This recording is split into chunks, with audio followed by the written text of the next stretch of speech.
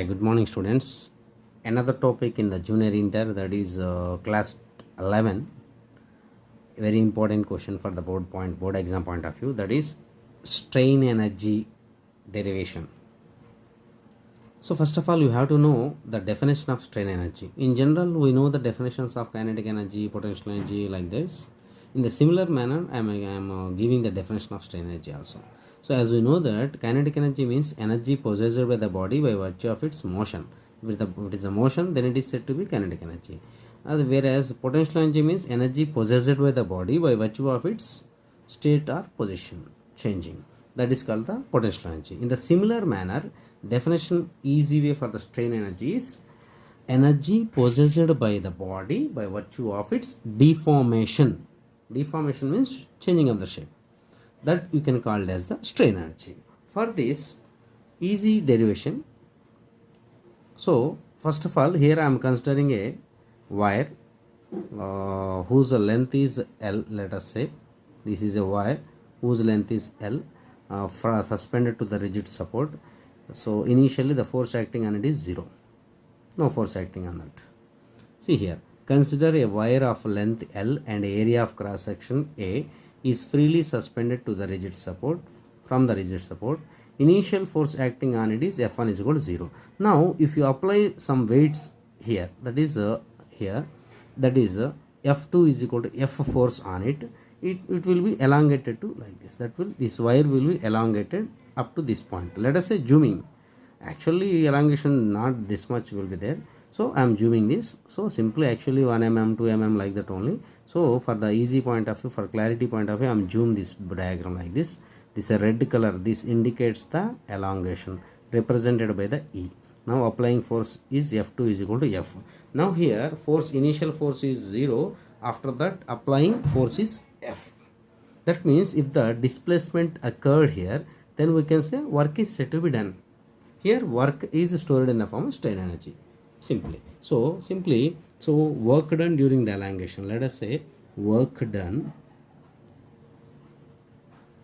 during elongation. So W is equal to, as you know the formula, average force into elongation or displacement. So as you know the formula, average force is F1 plus F2 by 2 into elongation is E. That means 0 plus F by 2 into E. Or simply you can say W is equal to half Fe. This is the formula for the work done during the elongation. This work is stored in the form of strain energy. We can say here work stored in the form of strain energy. So represented by symbol of U. Therefore you can simply write U is equal to, you can write half Fe. This is the formula for the strain energy.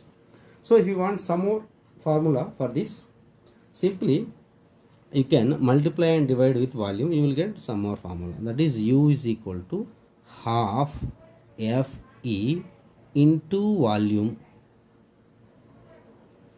by volume. So volume I can write here area into length. So you can write area into length.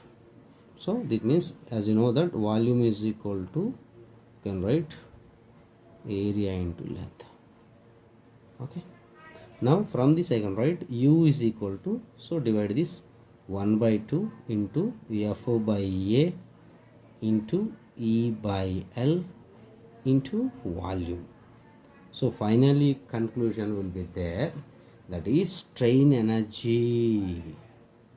Strain energy is equal to U is equal to, the formula is 1 by 2 into half into force by area means stress into change in length by original length, that is elongation by initial length, that is equal to strain into volume. So this is the final formula for the strain energy. In the problem point of view, if they ask strain energy per unit volume, simply you can write here 1 by 2 into stress into U by V is equal to 1 by 2 into stress into strain. or in some cases in terms of Young's modulus it will be given, so you can write here, it is in the note, no need to write in the exam. So for the problem point of view, it is easy to learn. So as you know that Young's modulus is equal to stress by strain, or simply you can write in place of stress you can write Young's modulus into strain, sorry, okay, or you can write in place of strain stress by Young's modulus. Two formulas we can obtain.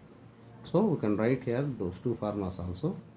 That is U by V is equal to strain energy per unit volume is equal to, in place of stress if you use Y into strain, simply you will get 1 by 2 into Y into strain strain square. This is one formula you will get. So another formula, strain energy per unit volume is equal to 1 by 2 into, in place of strain if you use stress by Y, simply you can write stress square by Y. This is also another formula. So depending on the condition, situation, given data, you can write these formulas. Okay, thank you for watching. All the best.